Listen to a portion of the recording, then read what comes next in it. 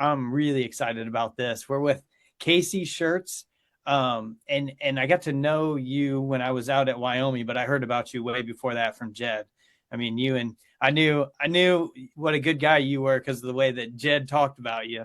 And then sure enough, I get out to Wyoming, I get to meet you, and I felt the same way. So, but what you're going to find out about Kasey is we're in for some excitement tonight because just hearing your story, man, it's such a cool thing that like all the things that you've done. And I know we talked the other day and I'm like writing down notes about what you've done. And I'm just like, wow, I didn't realize you did all this stuff and you've been traveling the way you have. So, but he is also, and I'm going to put this up here a little later, but he is also one of the hosts of the Schurtz Ties podcast, a podcast about education and culture, which I think is just amazing. And I'll put this stuff up here in a little bit, but I've gone back and listened to some of these podcasts lately, especially the ones where my coworkers, Jed Hafer and Scott Ervin, were on your podcast. And you guys, it's just awesome. Talk about gaining some perspective and hearing two of my favorite people talk, and then now a third of, I got to hear you and Brian. So I just think it's so great. But I wanted to give you a chance to kind of tell your story of how you learned about behavioral leadership and how you use it in your role as an instructional facilitator. And just a little bit about Kasey. He's from Ohio originally, played a little baseball in Ohio Wesleyan, grew up in Delaware County and in Union County, and then taught in Marion County before. Well, we'll get into some of that because there's some other good stories about that too. But I'm going to turn it over to you and let you kind of talk about your journey. Well, feel free to interrupt me and tell me to stop talking whenever you have a question or a thought, because I'm sort of accustomed now to hitting record and just rambling. So I do want to say, though, whenever the story of me arrives before I do, I always get a little nervous. So I'm glad that they had nice things to say about me. Yeah, so I've been in education for over 25 years now. Like you mentioned, Tony, I taught in Ohio in Marion County first, right out of college. And I think like a lot of people in education, you do it for a little while, you get a little confidence, but also you are seeking ways to grow. And I felt like I had hit a little bit of a lull, and I was looking for some opportunity to grow. And a chance came for me to be an administrator at a bilingual school in Concepcion, Chile. Very different role. I was writing a lot of entrance tests to see what level people's the prospective students' English was, to see if they were the right students for that school, and taught a little English as well. But that's a beautiful country, and it was a wonderful experience.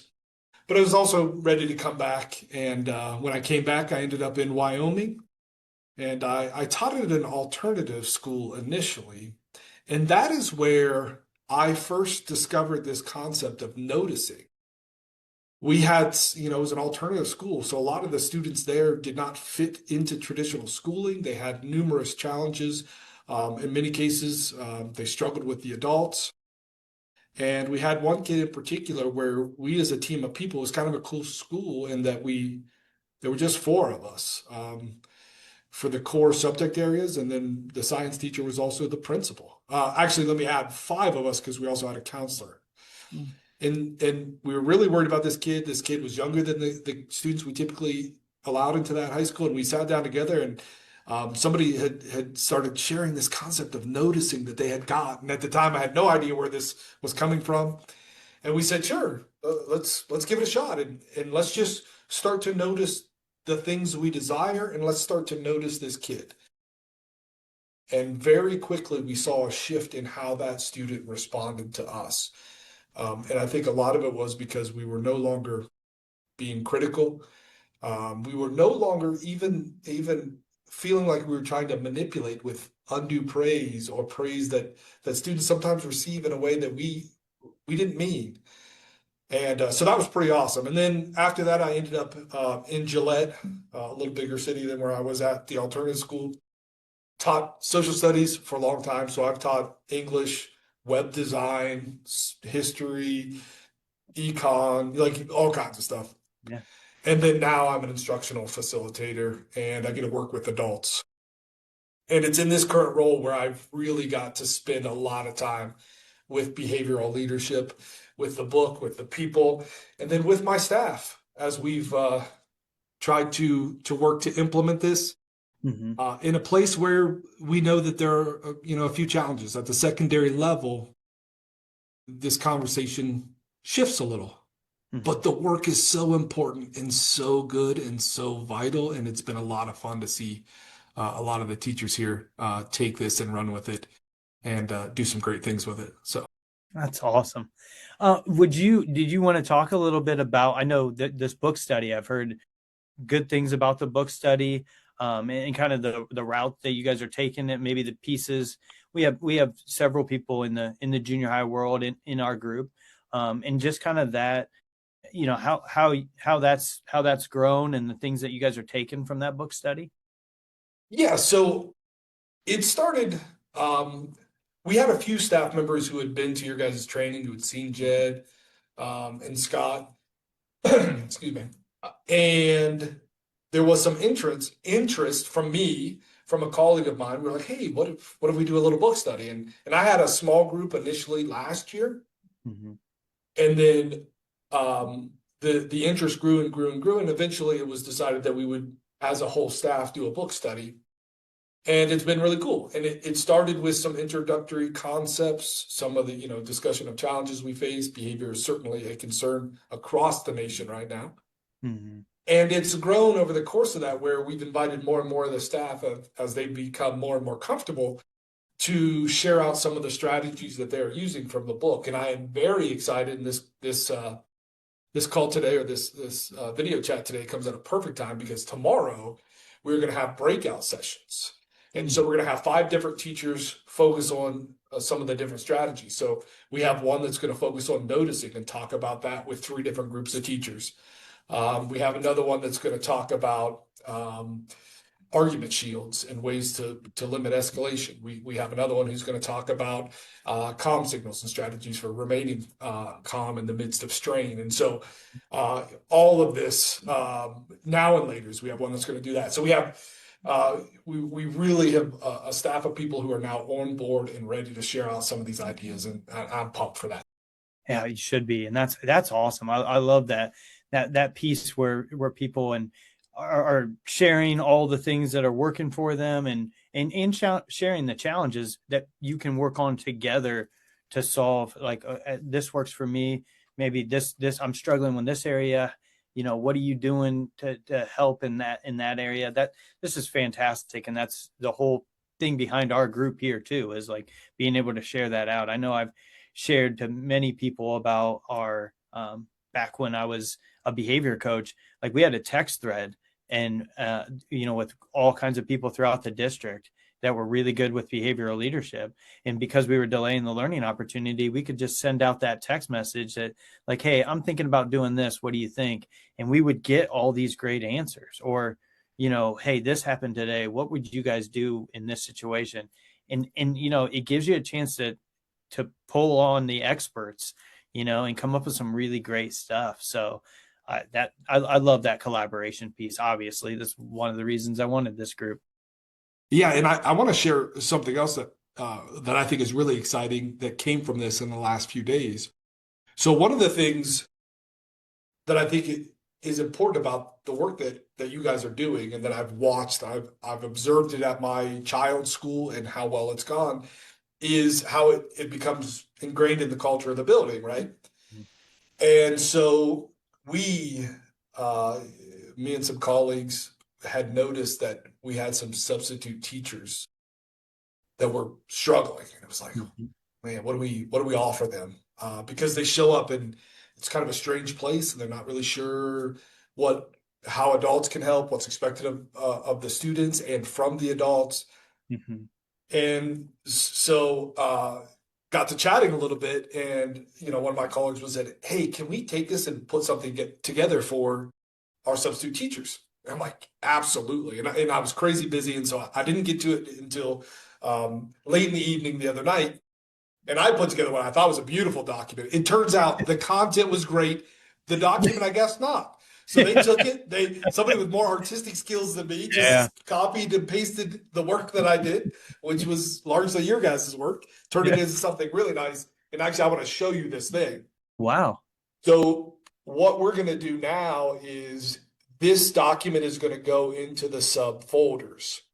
And Nice. it might be kind of hard to see now, Yeah. but it touches on many of the things that are true about behavioral leadership. First of all, there's just kind of a statement of what we're committed to here, which is making sure students know what to do and making sure what to expect from the adults in the building. So kind of an agreement in the language and actions of the work that we're going to do. One of the first squares on there is just focused on being calm, the calm signal concept, talking about making sure that we speak with clarity, but we give ourselves a moment before we do that, especially in the midst of strain. One of the things, and if you want to, again, I'm used to being the host, so I just ramble Yeah. and stop me. But No. if you want to focus a little bit on the noticing concept, I think noticing is really valuable because of the clarity it offers. And I think this is a place that many adults in education fall short. And I'm not sure why, but noticing fixes that. And so that's one of our sections is on clarity. Gentle guidance. That's one of our sections on here for substitute teachers. Just think about making eye contact, circulating, using proximity, emphasizing that we don't argue with kids. That's on here. And then the final piece is, the what ifs, and that gets into the substitute's not really part of that DLO, but the building can be. And so there's that what if this stuff doesn't work. And so to me, I love this because it sort of solidifies behavioral leadership as part of the culture and the work we're doing. Yep. It also, very selfishly, starts to get this information out a little further. In fact, I'm hoping the other junior high will just say, oh, yeah, we'll take that too, right? Yep. And just see if we can get this to grow even more. Yeah. Because it's such important work. And that's fantastic too, with like when you get those substitutes, even like you said, it very quickly in all of our conferences, we teach the argument shield right away, right? Because it's so vital. And think about that as a substitute, if you're coming in and you gain that strategy just in itself, that could change your life that day and moving forward, right? Like I can do this and not argue with kids, because what are kids doing as soon as they see a sub? Oh yeah, I know. You're talking about, absolutely. Yeah. And so if a sub can diffuse that right away, and one of the things that I loved about, because sometimes as a behavior coach, I would get thrown into a classroom on a Friday because there was no subs and things like that. You go into a behavioral leadership classroom that has all the jobs established and all those things. Your job is so easy when you first walk in because kids are taking care of the room. And as the day goes on, same thing, right? The kids know what to do. They have expectations to follow through. Your plans literally should just have the kids who have these jobs are going to take care of that. And then you're reading about what you're going to teach and you can do it. And so that, I think that's fantastic. And then if they are understanding, okay, that's why that's going on in the common area. That's why the hallway looks this way.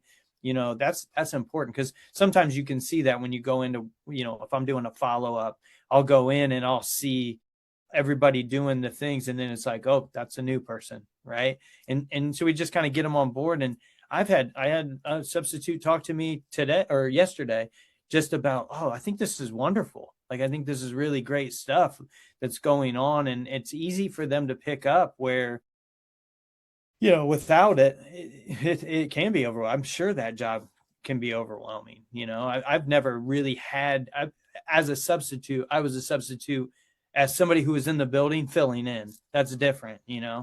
So. Well, a couple of things. So, Brian and I, so my co-host on Schurtz Ties, he's a principal in Great Falls. We do a lot of our work on engagement, our writing that we're doing, our workshops and things. And one of the things we've always argued is that true engagement very often looks like the kids starting to take ownership of the learning space. And that was one of the things that I noticed right away about behavioral leadership is the pathway to full engagement, to ownership of that learning space is clear to the students. And they follow that pathway and they take ownership. And to your point, it makes it easier for any adult that comes into that space. Which, by the way, quick funny story back from Ohio. So when I got back from Chile, I had to substitute teach mostly in Marysville. They had jobs for me every day. And after like my first day or two, they were like, "This is clearly an experienced teacher." But to your point, every time I showed up, and it was the first time they had me as a sub, they would test every boundary. And luckily, I had the skills because I'd already been teaching for a while. Many of those skills actually do align with behavioral leadership, although I didn't know it at the time. And a very common question from students was, "Why aren't you a real teacher?" Because I'm like, "Wait a second, I am a real teacher." No, you're a sub. I'm a real teacher. You got it. Yeah, and that's it. Like, and kids recognize that right away. Kids recognize you should do that. You should be in charge of kids. You should be leading kids. That type of thing. They see that innately in people who understand those concepts and know when and where to give away control to kids too, right? Yeah. And that's one of the best compliments. I got that as a behavior coach within like the junior high. I had several kids ask me, "You should be a teacher here," because I was in that role, Yeah. But and why is that? I truly believe it was because I was teaching behavior. I was teaching, right? And it just comes out as you do it. And I taught for 14 years, learning, all the things that I learned, and 10 of them were before I had met Scott, and learned a lot of those things. So it's just, it's wonderful stuff. But you mentioned it. I'm going to share real quick. I just want to share this for everybody. Your guys, this is my Spotify here, and I have your guys' stuff up there, Schurtz and Ties. It's a wonderful podcast. I mean, you can see there at the bottom, there's over 100 episodes.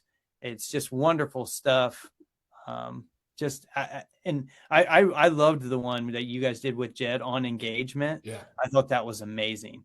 And so that's a cool one to check in on. But there it is for people. So you can, want to check that stuff out. I'm telling you, it's a great podcast. There's tons of great things on there.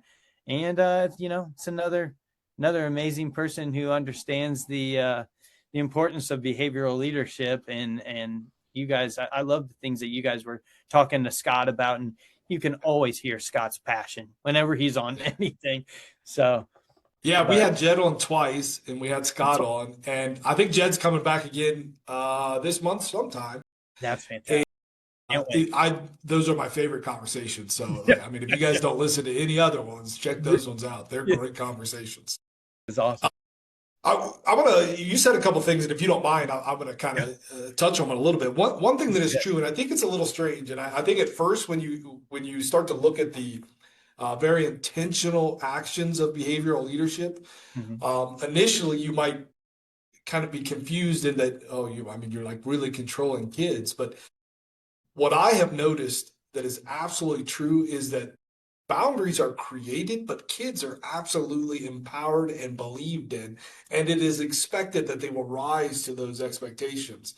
I mean, I was a witness to that over at Paintbrush Elementary here in Gillette at my kids' school, to watching the change that occurred in that lunchroom, where once the adults were almost the servants of the kids. And then that totally flipped. And now the kids, in a healthy way, own that space, take care of that space, pick up that space, clean up that space, and make that a space that kids want to be in, and a space that they as a group now protect. And it's an incredible thing. It really is. Something else. Here was the other thing I was thinking about too, which is another thing that I love about behavioral leadership is it protects the teacher as a teacher, meaning Teachers aren't expected to be therapists and enforcers and all the other things that we often feel is being demanded of us.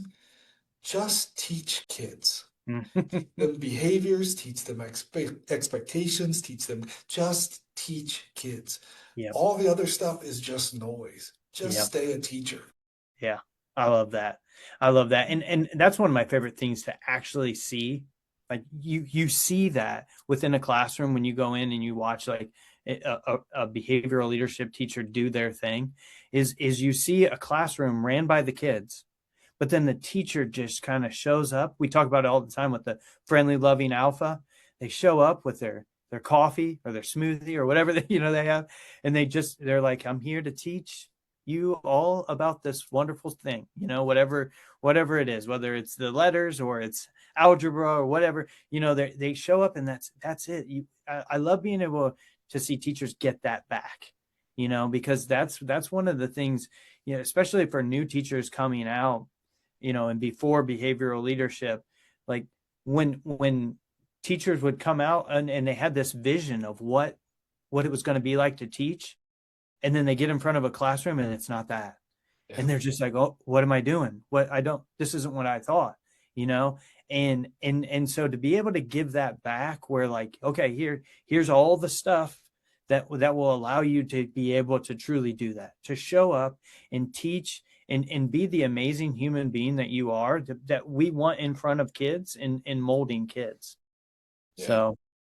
I really have appreciated that about the work, because honestly, that's what I've tried to do for a long time, is protect the teacher as a teacher, and so they don't get caught up in the other things. Yep. I love that. And I'm sure with your role now, that's a huge piece of giving that back to the teacher. But tell us a little bit about Kasey outside of, we know you got the podcast, but the family, and you're a busy guy. I know that. I am, but sad to say, my family is number one, of course, but I'm not very interesting otherwise. I love education. It is what I think about, dream about. It's what I write about. It's what I read about. I do love this work, but I will say, I appreciate, in all honesty, I am thinking about this all the time.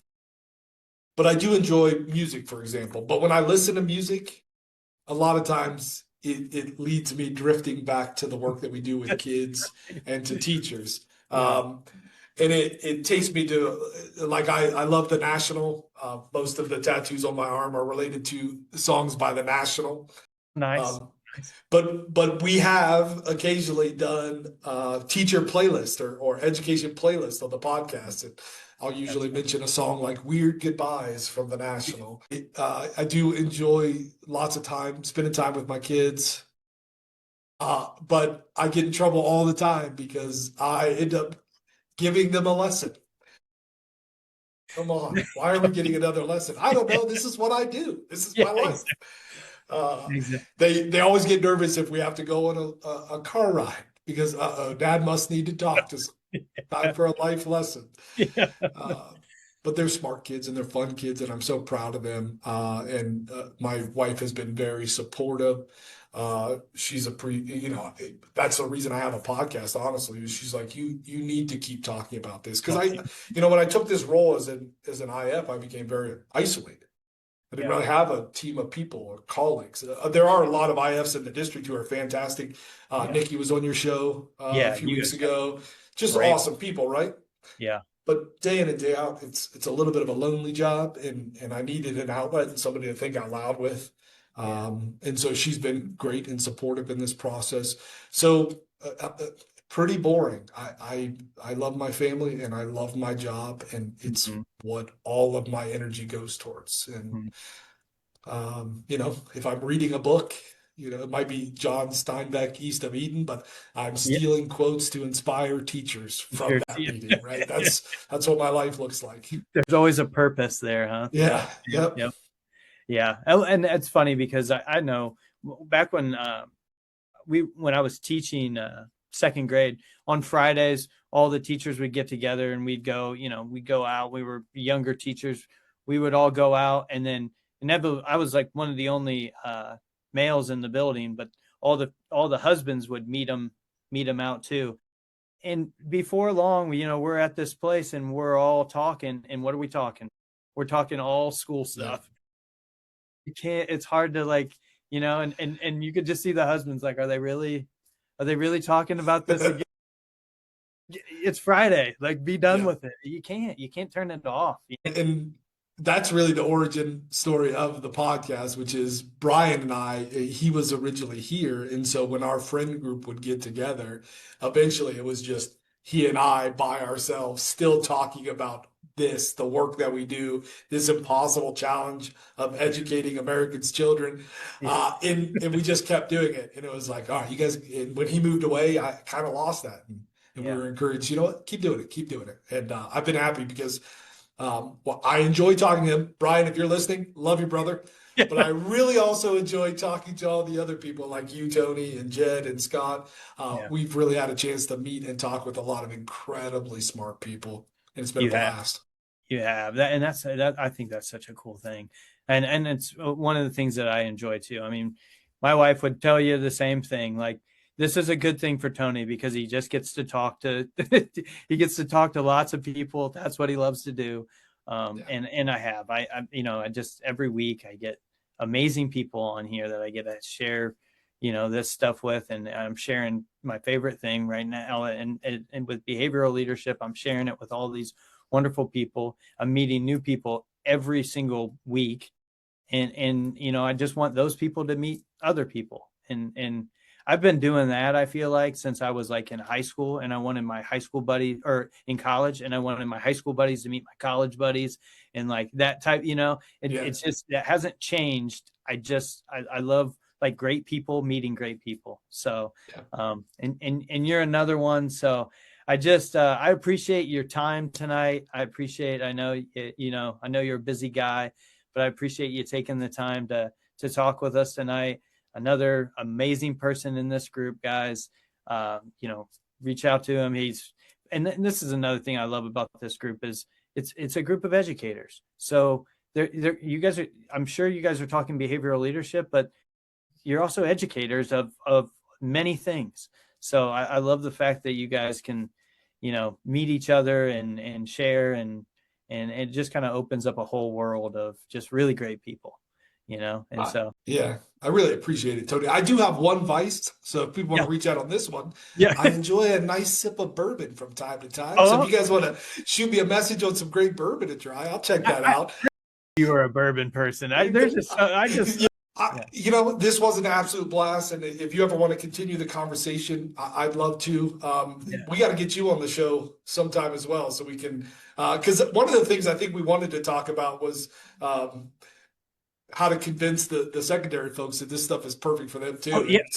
Well, and actually, if you want to hit on that before we go, we got totally up to you. I don't want to take. So maybe I'll just touch on a couple of things super fast, and then if we decide there's another venue or a time that we want to have this conversation more. The thing is, and it kind of breaks my heart whenever the conversation shifts to, I don't know if this is for the secondary folks. And I know one of the hangups we talked about a decent amount was that noticing. And I have some ideas. I think the real challenge is secondary folks. I don't want to stereotype, but let's just do a little stereotyping here for a second. They teach content, and elementary folks teach kids. And so that idea that we would have a behavior curriculum, if you will, and I think that is a disservice to behavioral leadership to call it a curriculum. But that idea of saying, here's this thing that we offer you, take it and use it to teach your students. That's not really how the secondary folks work. And so I think there's that little bit of barrier when it's like, hey, here's some more things that you want to integrate. They're like, no, I'm teaching content. I don't have time for all this. Not true. So I think that there are some solutions to that, which I think are great. And I've tried, and with some success here at my school. One is to, instead of treating it like a curriculum, but a little more like a content, And what that means for me and for our staff is we have focused on some pillar concepts that behavioral leadership does well. And I want to share an example. Yeah. We do in this building, Jennifer Betts, she's fantastic, and she notices in a way that I mean it's tremendous. Seamless. She was at one of your guys' Mm-hmm. presentations, and she's a great teacher, but she's a busy woman. She's got a lot going on. She's always everywhere, and so she's just like, give me one thing. What's the one thing? And the statement was, if you take nothing else, take this concept of noticing. And she did it, and she's run with it. Mm-hmm. But she's presenting tomorrow in our book study to 3 different groups of teachers on that noticing. And she said to me, she's like, it's too easy. I don't, what am I going to do? I'm just going to tell people to notice stuff. I'm like, I hear you. And the fact that it's so easy is almost why it's a problem for the secondary folks, because they needed to be something meatier, something more. And I said, all right, well, let's break this down a little bit. Because, and what I said to her was like, noticing what I think maybe would make sense to express to the teachers is noticing does so much of the heavy lifting that teachers are looking for other ways, complicated ways to resolve. And here are the ones that I think are most true. Noticing does a lot of the heavy lifting for providing clarity for students. This is an area that for whatever reason, teachers presume too early the work is done. I have stated the expectations. Now let's go and meet them. And then that's that. What noticing does is allows for the desired outcomes to be noticed again and again, so that the path to success is always clear to those students. And so just by noticing the desired outcomes, heavy lifting, the work is done. The clarity is there. We don't have to look for all these creative ways of making sure students know what to do now and what to do next. We are saying it and repeating it and noticing it. And then the other heavy lifting that I think it does is, and I would argue these are probably the 2 most important things about being a teacher, is be clear, have clarity, right? So it does that heavy lifting. And then you've got to be in a position where you're building a really healthy, positive relationship with your students. And it does that heavy lifting because you're not spending your class period constantly correcting failure. That becomes such a part of education, and it hurts. And then as a teacher, you're like, I just spent all day just correcting kids and correcting behavior. No. This does the work for you by noticing the desired outcome. You're not correcting constantly. Instead, you're showing the path forward. And that, to me, if you are providing clarity and giving students constant access to the path forward, everything else will work itself out. And sorry that we ran past the time. No. I believe in this work strongly, and I believe it can work at all levels. And so thank you for letting me kind of rant on a bit for a couple of extra minutes about that. I would have felt really awful if we would have shut that down and that wouldn't have been on that, because that was money. Oh, that was fantastic. You're exactly, and that's exactly right. And I love like you hit on those two pillars, as you said. Like it's so true on exactly what noticing does. And I think because, like you said, the concept is so simple. It's so simple that sometimes it gets overlooked, but that's one of the things that we stress so much is, like, without strategic noticing, like, optimal behavioral leadership is not possible. It just, and because of what you just said, because of what it does, what it constantly does. So, and it is just, and it's just getting over it. Once people get over that thing, and that it's not, it can really be for the teacher in those aspects, but what it does for kids too, which I want to share this also. So in talking to that teacher, I thought this was interesting because I was really just thinking about the outcome for the students, right? Yeah. It provides that clarity, and it's creating that positive environment where the path forward is always clear. But she said that it also changes her and her perception of that space. And that especially on days that she is struggling, noticing is as much for her as it is for the kids, because now she sees the good in that space, as does everyone else. And what a powerful thing. It is. It is me. And I've watched a lot of different podcasts, and when you're talking about that, speaking things into existence and how important that is. And that's another piece of that, is just showing up with the idea that I'm going to change this space by what I'm going to put. I'm gone. I think my internet went out for a second. I was like, either I'm gone or Tony's gone or something's happening. Froze.